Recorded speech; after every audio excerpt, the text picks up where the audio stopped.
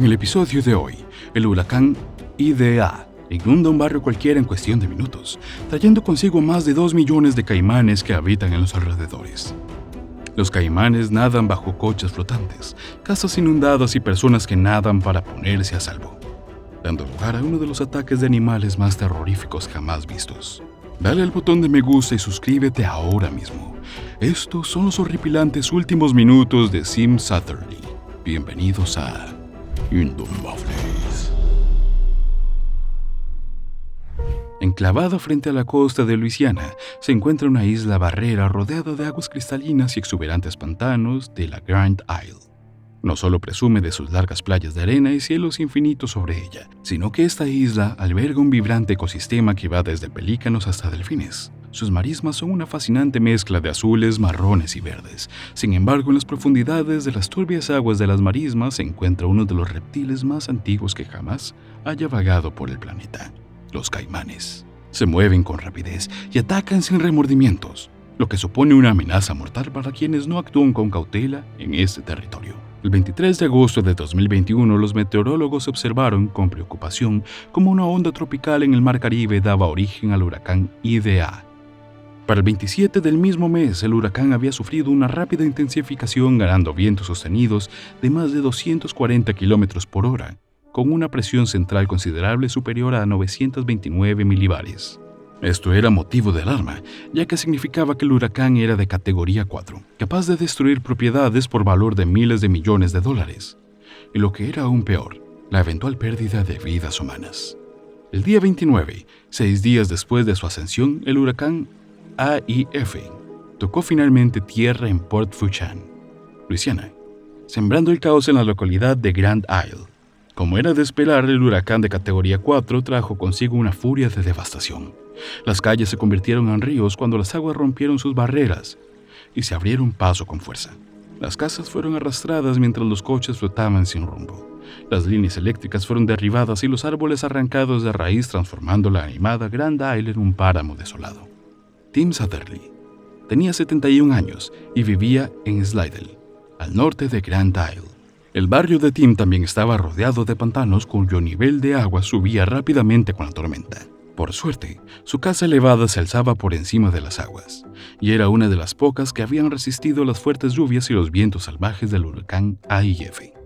Era un hombre que nunca se cansaba de ayudar en cada oportunidad que tenía, y por su buen corazón se ofreció como cocinero para ayudar a los que habían sido golpeados por el huracán, dejándolos sin acceso a comida, refugio y otros suministros esenciales.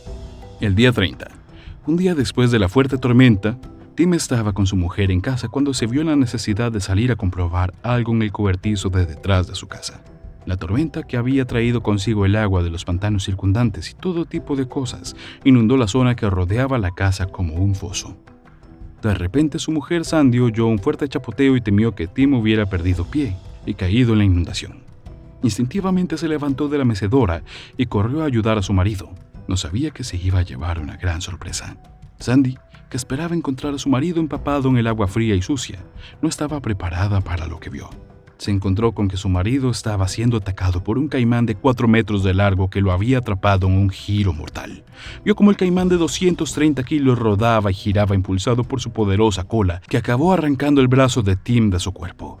Rápidamente corrió de vuelta a la casa y agarró todo lo que sus manos podían alcanzar para ayudarla a luchar contra el caimán.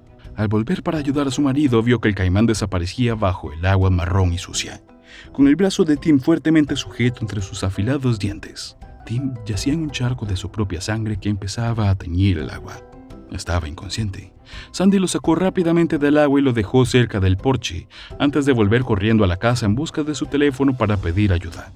Desgraciadamente, no había ni corriente ni autoservicio, pero la horrible imagen de su marido bastó para llevarlas a las últimas consecuencias con tal de conseguir la ayuda.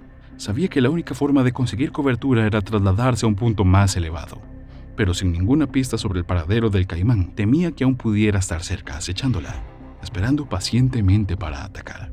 Sin embargo, Sandy tenía un amor y una devoción inquebrantables por su compañero de toda la vida, y estaba dispuesta a bailar con la muerte por el bien de su marido.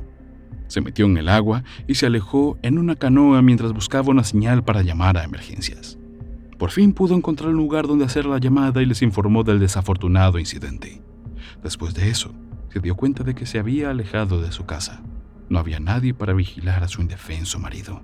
Con el corazón latiéndole fuertemente en el pecho, Sandra remó rápidamente de vuelta a casa, esquivando hábilmente coches y escombros que flotaban sin rumbo por el camino. Llegó a la casa casi al mismo tiempo que los primeros intervinientes, que se encontraron con un espantoso descubrimiento. El cuerpo de Tim, que no reaccionaba, ya no estaba donde ella lo había dejado en el porche. Buscó frenéticamente por toda la casa, comprobando metódicamente cada habitación, pero no aparecía por ninguna parte. Tim había desaparecido. La última señal de su existencia era el charco de sangre del porche, parcialmente arrastrado por el agua. Los agentes rastrearon los alrededores, pero la búsqueda fue inútil.